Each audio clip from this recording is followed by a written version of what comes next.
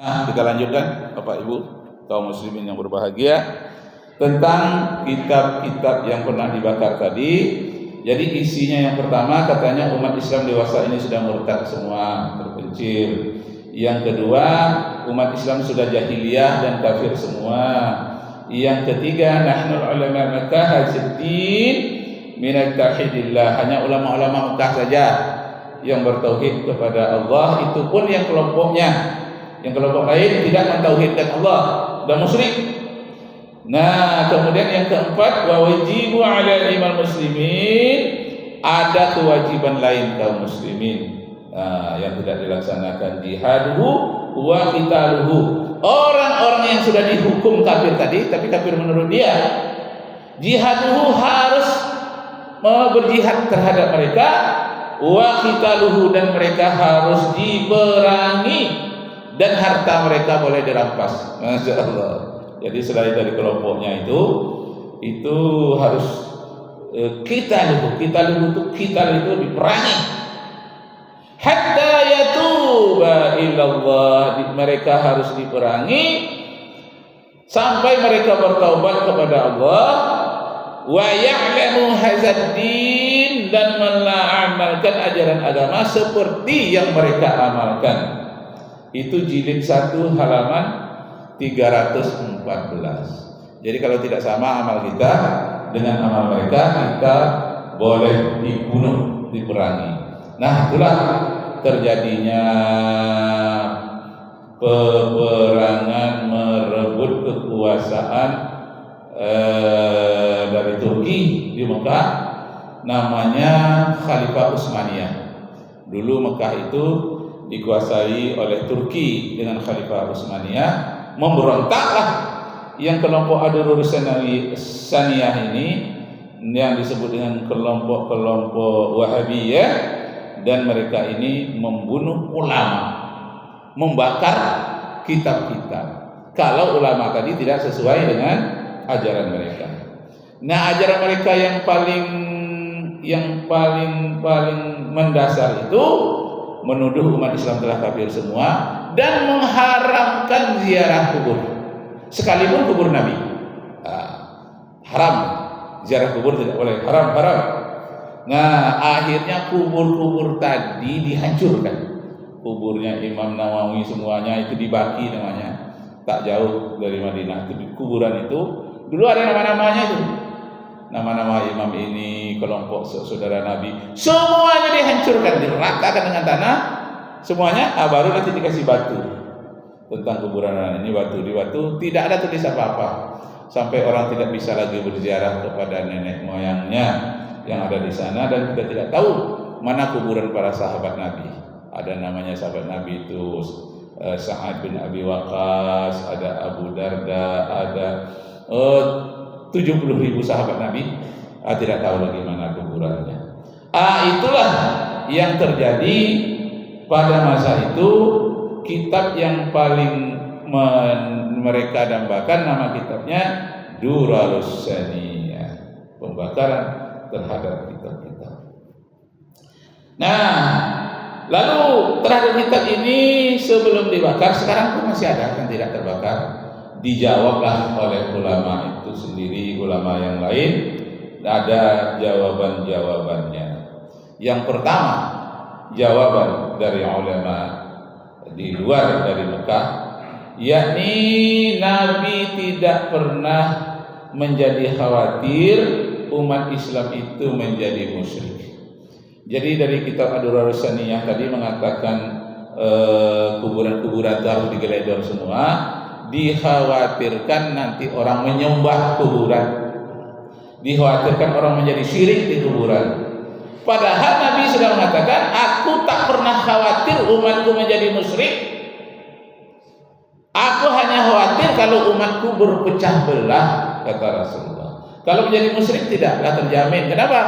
Karena Islam sudah sempurna. Al-yawma akmaltu lakum dinakum wa atmamtu alaikum ni'mati wa raditu lakumul Islam madina. Jadi Islam itu sudah sempurna, terutama yang pokok-pokoknya. Pokok-pokok apa? Tentang tauhid sudah sempurna. Tidak khawatir lagi Nabi umatnya akan jadi musyrik. Kemudian tentang kaidah syariah, tak khawatir lagi tentang hukum-hukum, sudah sempurna. Dan kemudian kaidah tentang akhlakul karimah, dasar-dasar akhlak itu sudah lengkap disampaikan oleh Rasulullah. Itu yang dimaksud dengan al-yauma akmaltu lakum dinakum wa atmamtu alaikum ni'mati wa raditu lakumul Islam madina.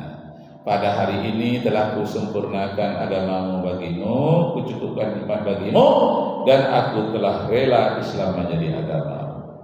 Itu ayat 3 surah Al-Maidah. Sebelum ayat itu, ayat 2-nya menyatakan al-yawma ya'isal ladzina kafaru min dinikum fala takhshawhum wakhshawni al-yawma akmaltu lakum dinakum wa atmamtu alaikum ni'mati wa raditu lakumul Islam madina.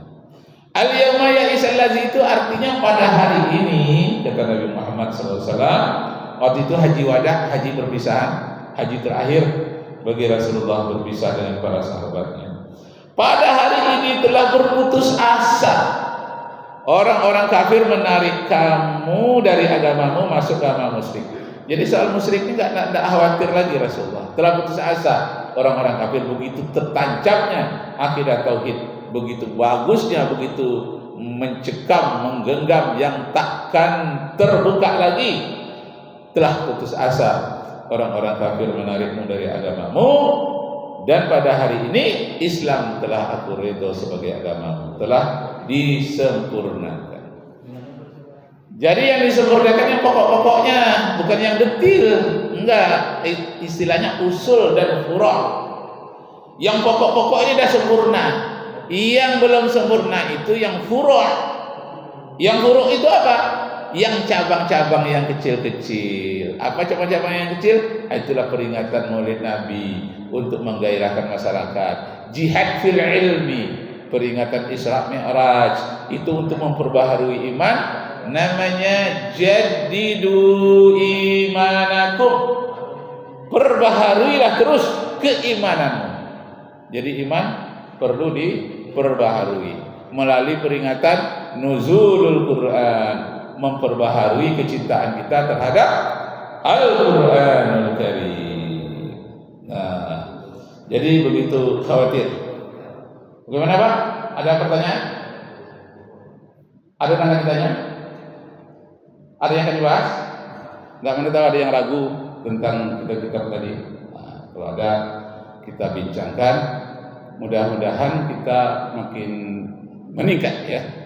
Tingkat ilmu, tingkatkan ibadah kita. Nah, jadi yang belum sempurna di dalam Islam itu adalah furu' yang kecil-kecil. Furu' yang kecil-kecil itulah kita membuat TK Islam. Enggak ada contoh dari Rasulullah. Kenapa? Karena yang furu' tak perlu contoh, tapi sesuai dengan keadaan. Bagaimana caranya? Yang kecil-kecil, tapi Islam sudah sempurna. Kenapa bikin TK Islam lagi, bikin UIN, bikin UIR, bikin UII, Universitas Islam Indonesia, nggak ada contoh dari Nabi? Nah, itu furu' namanya. Furu' itu yang cabang-cabangnya untuk memperkuat ajaran Islam. Jadi yang furu'-furu' ini, yang cabang-cabang kecil-kecil itu belum sempurna. Kitalah yang menyempurnakan. Disitulah perlunya jihad, ijtihad. Ijtihad ini adalah mengeluarkan sesuatu yang baru dari Al-Quran dan Sunnah, yang pada dasarnya sudah ada dalam Al-Quran dan Sunnah, tetapi tersembunyi, belum disebutkan secara nyata. Kalau disebutkan secara nyata sampai detil-detil dalam Al-Quran, Al-Quran ini bisa setinggi lemari. Kalau detil-detil disebutkan, maka Al-Quran menyebutkan ya pokok-pokoknya. Yang agak detail sedikit dalam hadis. Hadis ini banyak ini, sampai ribuan, berjilid-jilid. Tapi itu yang furu'nya. Hadis tadi dibagi lagi, banyak isinya mengeluarkan ilmu fikih namanya. Jadi kalau memahami Al-Quran dan hadis tanpa ilmu fikih bisa sesat. Ya. Jadi al-hadisu mudallun, Quran dan hadis bisa menjadi sesat bagi orang-orang yang tidak mengerti bahasa Arab, bagi orang-orang yang tidak berilmu. Contoh aja lah yang populer, surga di bawah telapak kaki ibu. Apa bahasa Arabnya itu? Al jannatu tahta aqdamil ummahat.